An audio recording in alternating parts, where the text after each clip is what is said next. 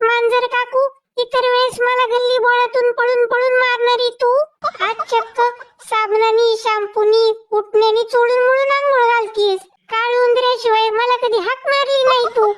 आज तुझं एवढं प्रेम का तू चाललंय ग? अरे मूषक बाळा, आता गणपती बाप्पा येणार. आईच्या गावात चक्क उंदराला आंघोळ. तू बाप्पाचं वाहन आहेस ना. आता 10-12 दिवस चिखलात गटारात अजिबात लोळायचं नाही. छान स्वच्छ राहायचं. चोऱ्या माऱ्या करून खायचं नाही. बाप्पा पुढचा मोदकाचा लाडूचा प्रसादच खायचा. आणि आमच्याविषयी बाप्पानी विचारलं तर मांजर मावशी चांगली आहे म्हणूनच सांगायचं. अगं पण तू तर वाघाची मावशी आहेस ना. आता काही दिवस मी तुझी पण मावशी आहे. बया, गणपती बाप्पासाठी वशिला लावी ती. काय तर म्हणे मांजर मावशी. संसद आल्यात तर कशी नाती होते आठवाय लागल्यात.